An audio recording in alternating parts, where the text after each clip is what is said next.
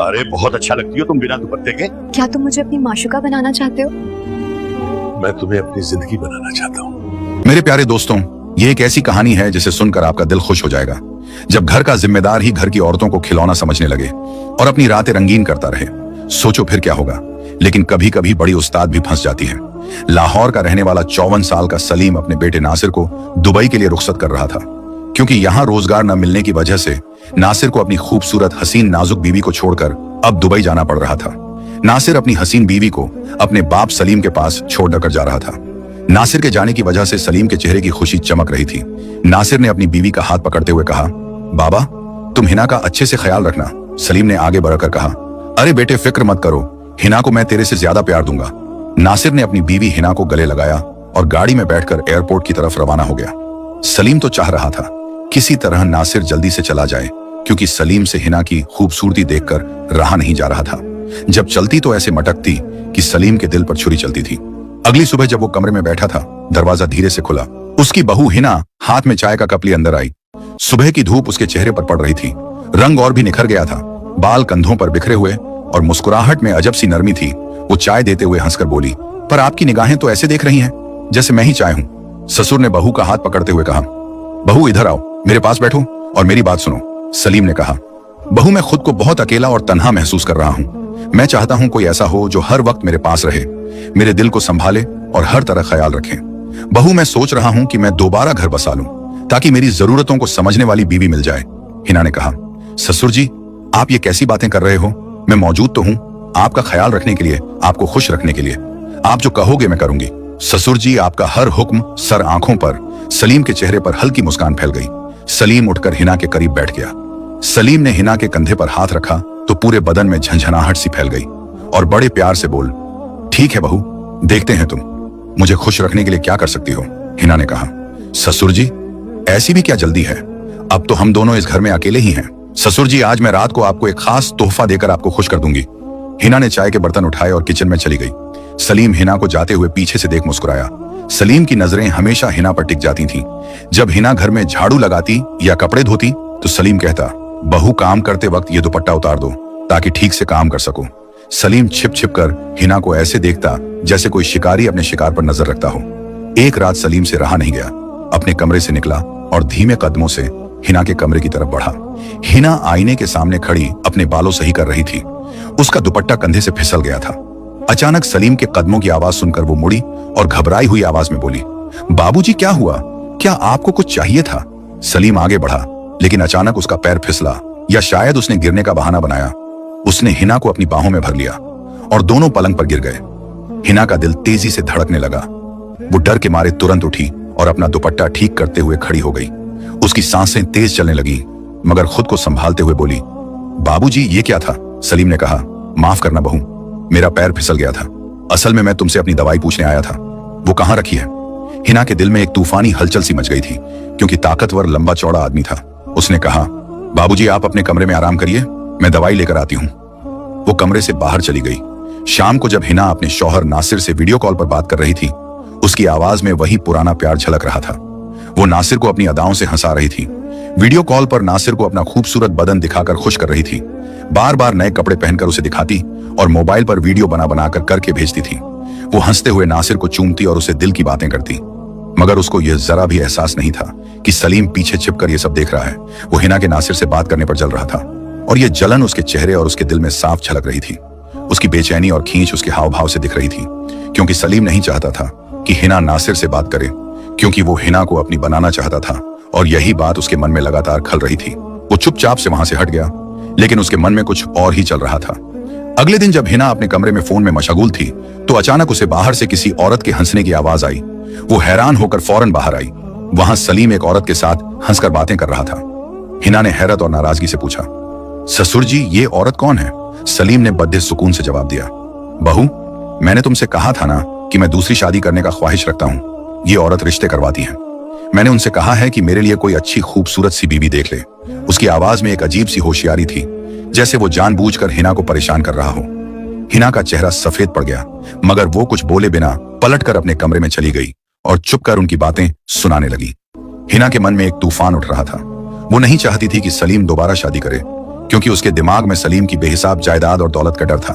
अभी सलीम की उम्र 60 साल जरूर थी, लेकिन वो लगता पहलवानों जैसा 35 साल का था। उस औरत ने कहा, सलीम साहब, लेकिन उसकी उम्र 25 साल है, कोई दिक्कत तो नहीं होगी? सलीम ने हंसते हुए कहा, अरे कैसी बात करती हो, तुम भी आजमा कर देख लो। उस औरत का चेहरा शर्म से लाल हो गया। उधर हिना सोच रही थी, अगर सलीम ने शादी कर ली तो सारा घर बाहर खेत उसकी नई बीवी के नाम हो जाएगी और हिना के हाथ खाली रह जाएंगे। इसी डर ने उसको रात के अंधेरे में सलीम के कमरे की तरफ भेज दिया। वो हाथ में दूध का गिलास लेकर दरवाजे पर पहुंची और दस्तक दी। सलीम अपने बिस्तर पर लेटा हुआ था। उसके हाथ में एक पुराना खत और कुछ तस्वीरें थीं जो वो बड़ी गौर से देख रहा था। हिना ने दरवाजा खटखटाया।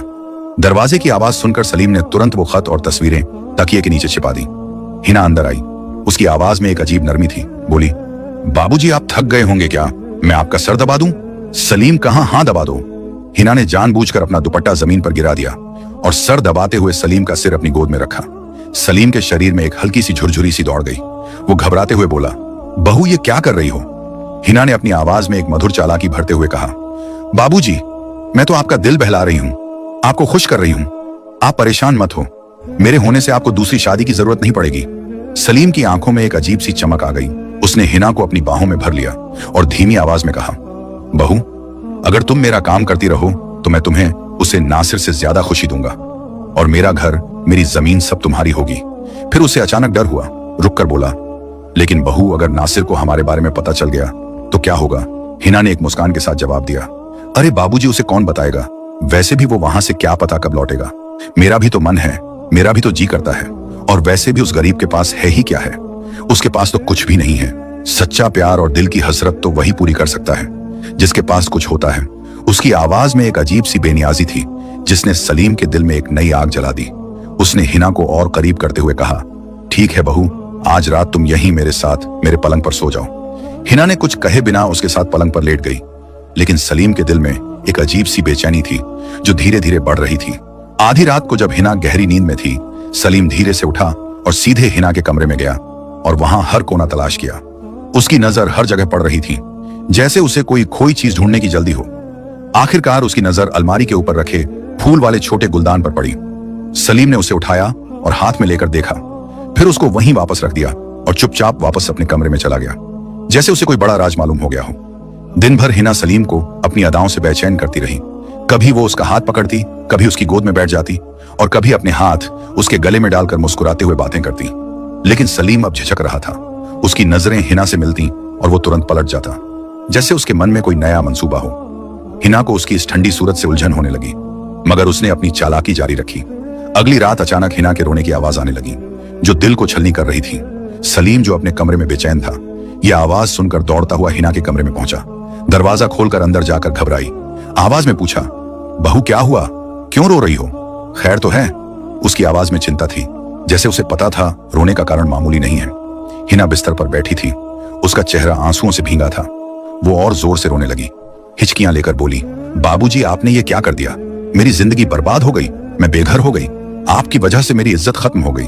उसकी आवाज में दर्द और इल्जाम था जिसने सलीम का दिल छलनी कर दिया। सलीम कदम बढ़ाकर उसके पास बैठा और बोला, बहू बताओ क्या हुआ, ऐसा क्यों कह रही हो? हिना ने आंसू पोंछते हुए जोर से रोते हुए कहा, बाबूजी मुझे सुबह से उल्टियां आ रही हैं, मैं हामिला हूं और ये सब आपकी वजह से हुआ है। मेरी जिंदगी खत्म हो गई, अब मैं दुनिया में क्या कहूंगी? वो तुरंत इनकार करता हुआ बोला, बहू ऐसा कैसे हो सकता है, मैंने तो अभी तक कुछ किया ही नहीं, तुम गलत हो।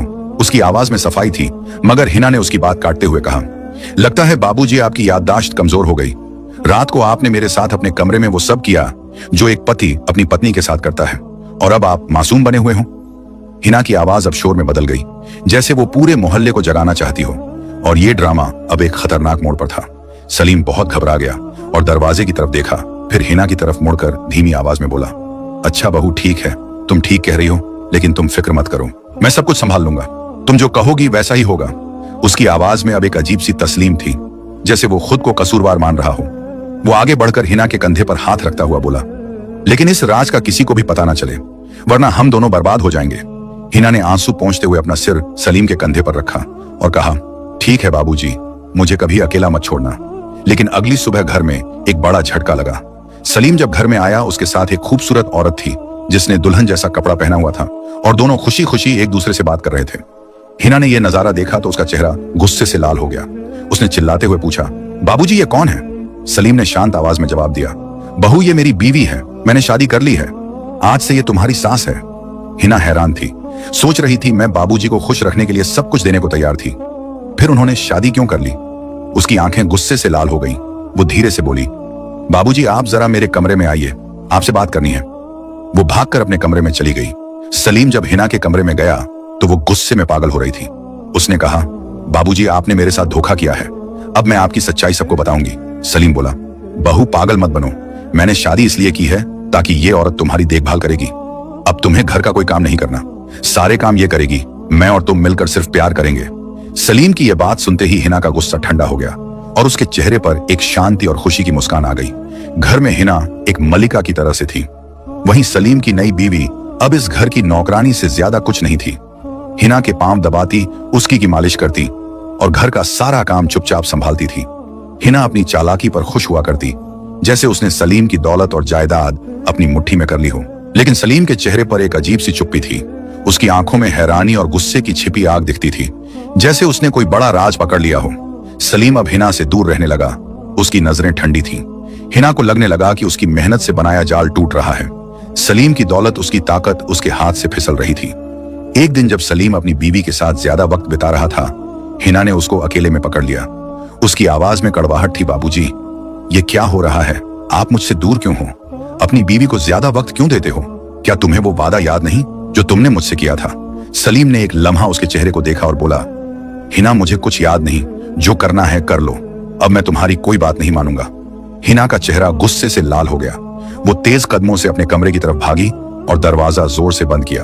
फिर अपने पति नासिर को फोन किया। उसकी आवाज में सिसकियां और गुस्सा था। नासिर तुम जहां हो तुरंत वापस आ जाओ, मेरी जिंदगी बर्बाद हो गई, मेरी इज्जत लुट गई। उसकी आवाज टूट रही थी।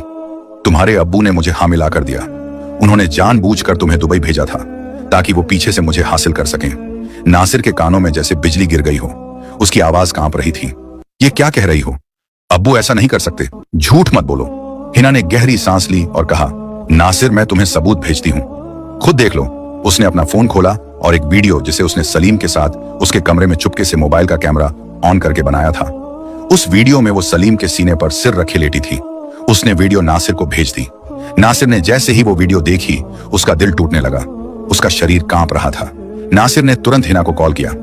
हिना मेरी जान फिक्र मत करो, मैं जितनी जल्दी हो सके आ रहा हूँ, बस थोड़ा इंतजार कर लो। अगली सुबह घर का माहौल बारूद के गड्ढे की तरह था।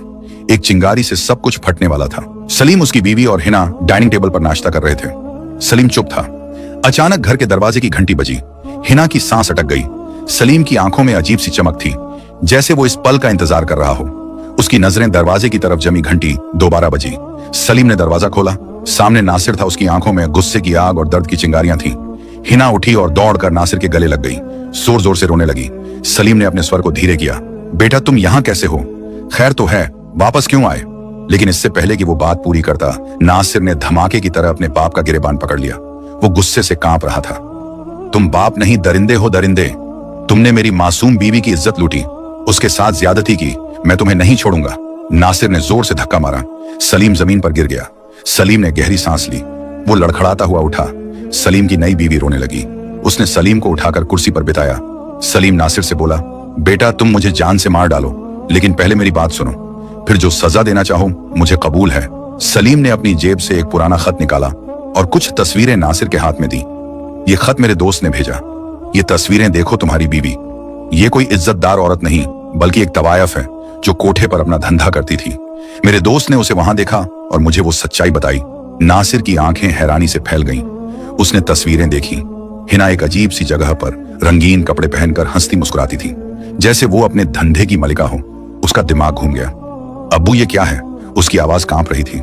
सलीम ने गहरी सांस ली और बोला, बेटा ये बताओ, जब तुम दुबई में थे तो हिना ने तुम्हें कितनी बार कॉल की, कितनी बार वीडियो भेजी?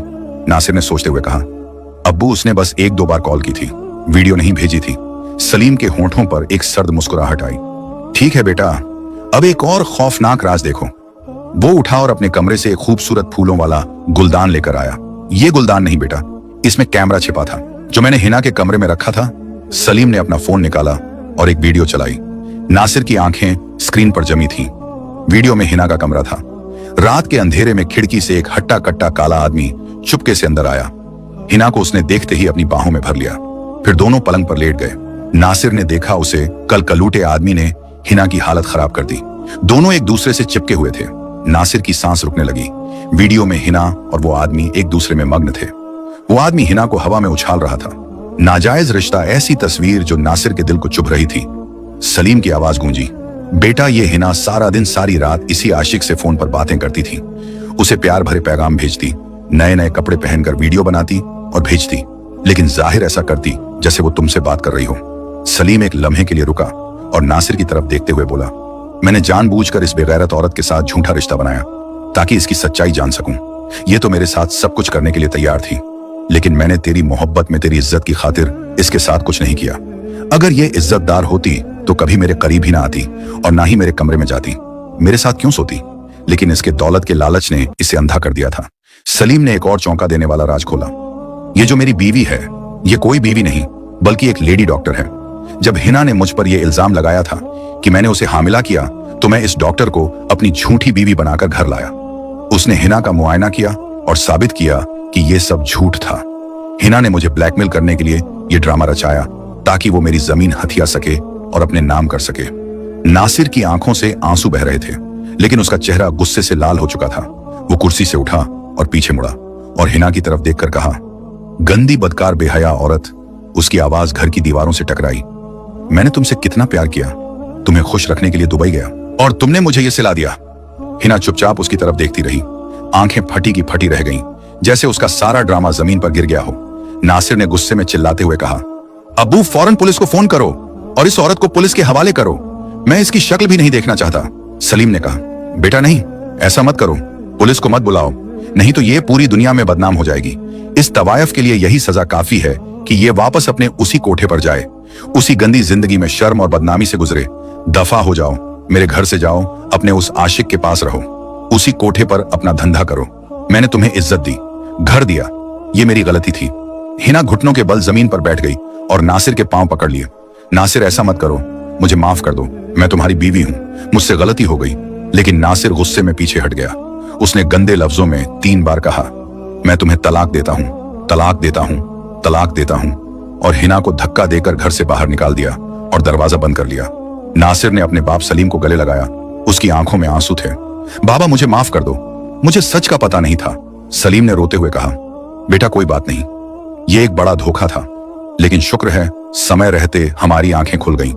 मैंने तुम्हें दुबई इसलिए भेजा क्योंकि तुम इस औरत की झूठी मोहब्बत में पागल हो चुके थे। तुम्हारे यहां होते ये सच कभी सामने नहीं आ सकता था, लेकिन ये धोखा, ये जख्म शायद हमें भूलने में वक्त लगेगा। You don't do I 5 and 56? 57. 57. I need.